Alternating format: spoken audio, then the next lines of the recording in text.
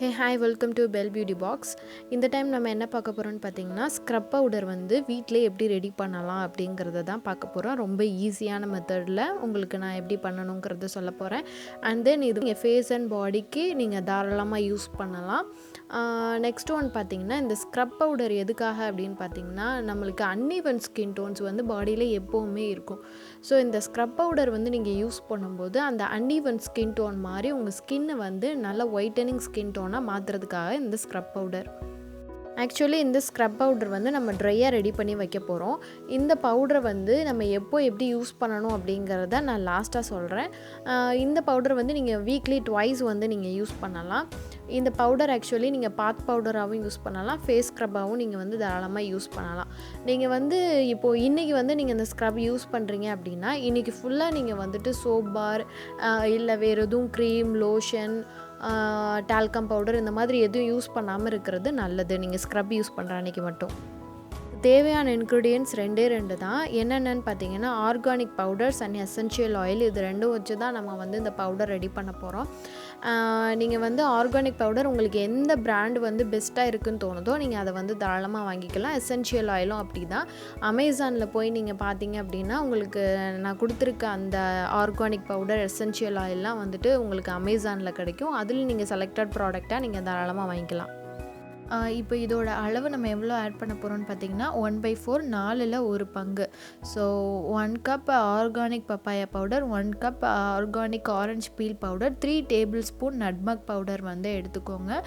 நட்மக் பவுடர்னால் வந்துட்டு ஜாதிக்காய் பொடி, இன்னொன்று வந்துட்டு பப்பாயா பவுடர் நீங்கள் எடுக்க போகிறீங்க, இன்னொன்று வந்து ஆரஞ்சு தோலோடைய பவுடர். ஓகே, இந்த 3 இன்க்ரீடியண்ட் வந்துட்டு நம்ம ஈக்குவலான அளவில் எடுத்துக்கலாம்.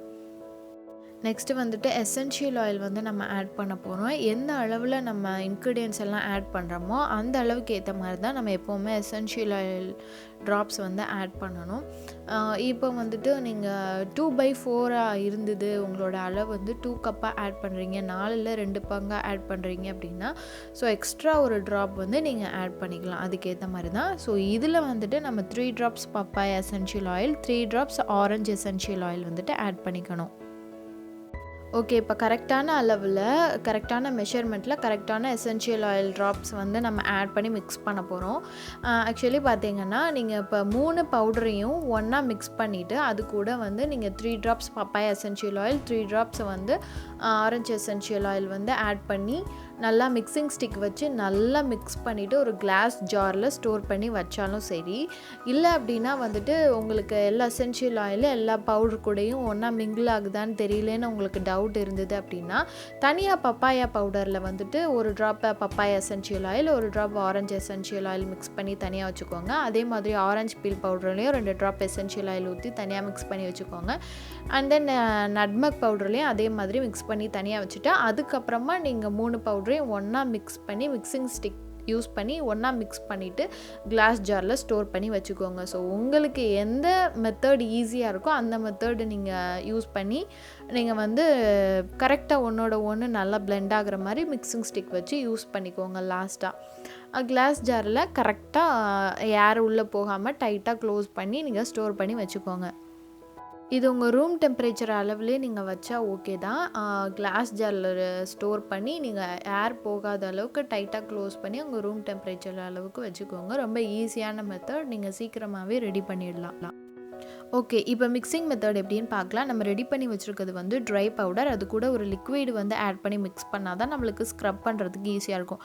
அந்த லிக்விட் பார்த்திங்கன்னா மில்க் நீங்கள் யூஸ் பண்ணலாம், goat milk, almond milk, coconut milk, next பார்த்திங்கன்னா lime juice, rose water, green tea water, and then பார்த்திங்கன்னா கர்ட் கூட நீங்கள் யூஸ் பண்ணலாம். அது உங்களுடைய ஸ்கின் டைப்புக்கு ஏற்ற மாதிரி நீங்கள் மிக்சிங் வந்துட்டு சூஸ் பண்ணிக்கோங்க. ஆயிலி ஸ்கின்னா, ட்ரை ஸ்கின்னா, இல்லை என்ன மாதிரி ஸ்கின்னு நீங்கள் தெரிஞ்சுக்கிட்டு அதுக்கேற்ற மாதிரி மிக்சிங் வந்து நீங்கள் யூஸ் பண்ணிக்கோங்க.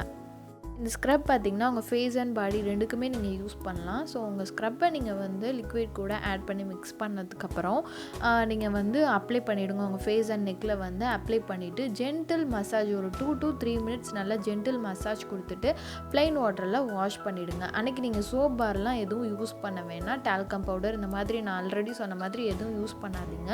ஸோ நீங்கள் மார்னிங்கே வந்து நீங்கள் அதெல்லாம் பண்ணி முடிச்சிட்டிங்க அப்படின்னா அன்றைக்கி ஃபுல்லாக வந்துட்டு கொஞ்சம் ஃப்ரெஷ்ஷாக ஃபீல் பண்ணுவீங்க. ஏன்னா நீங்கள் ஸ்க்ரப் பண்ணும்போது உங்களுக்கு நல்ல பிளட் சர்க்குலேஷன் கிடைக்கும். எவ்ரி சண்டே மார்னிங் வந்துட்டு நீங்கள் பண்ணிவிடுங்க. வீக்லி ஒன்ஸ் பண்ணிங்கன்னா உங்களுக்கு நல்ல சேஞ்சஸ் தெரியும். நீங்கள் சண்டே மார்னிங் வந்துட்டு இந்த மாதிரி ஸ்க்ரப் பண்ணி நீங்கள் நல்லா குளிச்சிட்டிங்க அப்படின்னா உங்களுக்கு நல்ல பிளட் சர்க்குலேஷன் கிடைக்கும். அன்றைக்கி ஒரு நல்ல சேஞ்சஸ் கிடைக்கும். அன்றைக்கி வந்துட்டு நீங்கள் எந்த ஒரு கெமிக்கல் ப்ராடக்ட்டும் யூஸ் பண்ணாமல் இருந்தீங்கன்னா இன்னுமே பெஸ்ட்டு தான். வீக்லி ஒன்ஸ் நீங்கள் விடாமல் பண்ணிகிட்டு இருந்தீங்கன்னா உங்களுக்கு நல்ல சேஞ்சஸ் வந்துட்டு கிடைக்கும். இது மாதிரி நிறைய ஃப்ளேவர்ஸ் நம்ம இனிமேல் பார்க்கலாம். ஸோ இந்த வீடியோ உங்களுக்கு ரொம்ப ஹெல்ப்ஃபுல்லாக இருந்திருக்கும்னு நினைக்கிறேன். ஸோ மறந்துடாமல் லைக் பண்ணுங்கள், ஷேர் பண்ணுங்கள், சப்ஸ்கிரைப் பண்ணுங்கள்.